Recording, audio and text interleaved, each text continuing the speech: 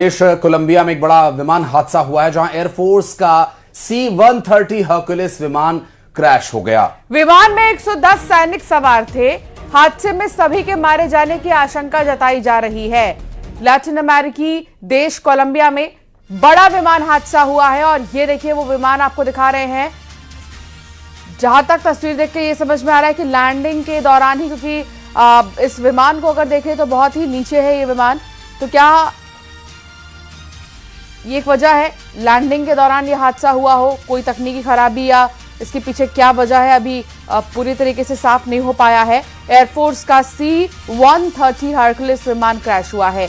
विमान में 110 सैनिक सवार थे और अभी आशंका यही है कि इनमें से कोई भी नहीं बचा है। हादसे में सभी के मारे जाने की ही आशंका जताई जा रही है और तकनीकी कारणों से विमान के नीचे उड़ने की भी आशंका जताई जा रही है कि क्या एयरपोर्ट तक वो पहुंच पाता या नहीं, क्योंकि पहले ही जिस जगह पर विमान हादसा हुआ है आसपास की जो जगह आप देखें तो ये एक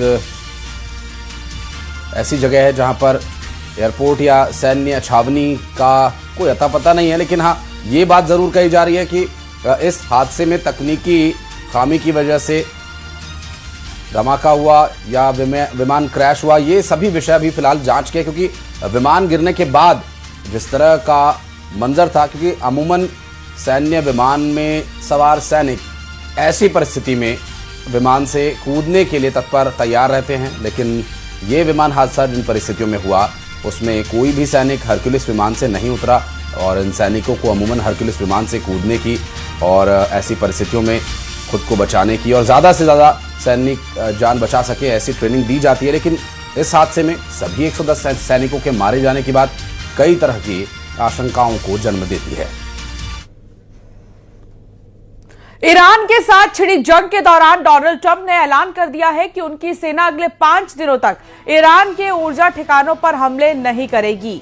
दरअसल डोनाल्ड ट्रंप के मुताबिक ईरान और अमेरिका दोनों ही समझौता करना चाहते हैं और इस दिशा में कई अहम बिंदुओं पर बातचीत भी हुई है और सहमति भी बन गई है। ट्रंप ने पत्रकारों के सवालों का जवाब देते हुए यह बताया कि उनकी ईरान के एक सम्मानित नेता से फोन पर 2 बार बात हो चुकी है और हालांकि ट्रंप ने ईरान के उस नेता का नाम पत्रकारों को भी नहीं बताया। Mr. President, a top person. Don't forget, we've wiped out the leadership phase 1, phase 2, and largely phase 3.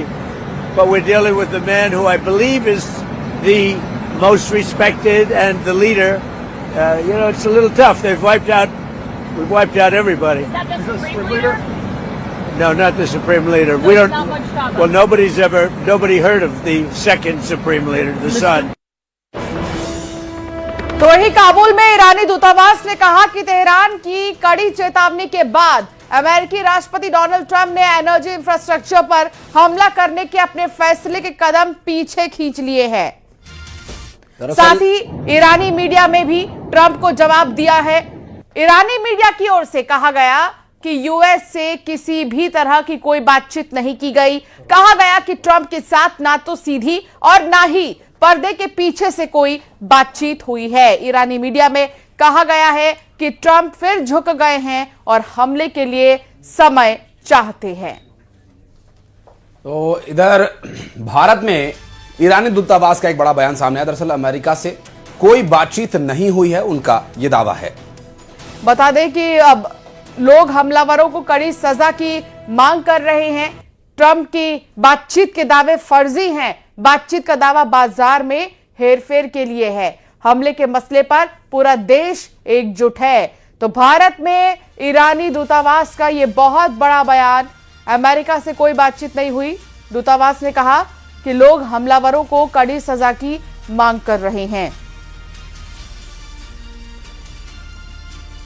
तो ईरान ने फिर मिसाइल हमलों से जवाब दिया है। ट्रंप ने ईरान से बातचीत भी की है।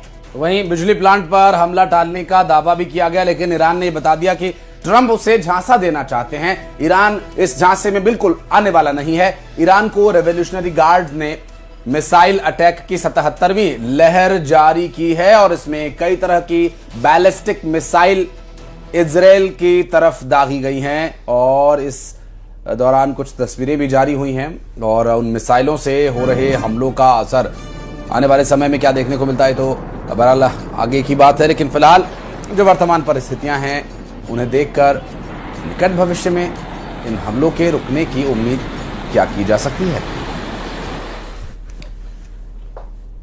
चलिए बढ़ते हैं आगे और रुक करेंगे कुछ अन्य खबरों का। मध्य प्रदेश में 13 दिन से बंद पड़ी कमर्शियल एलपीजी गैस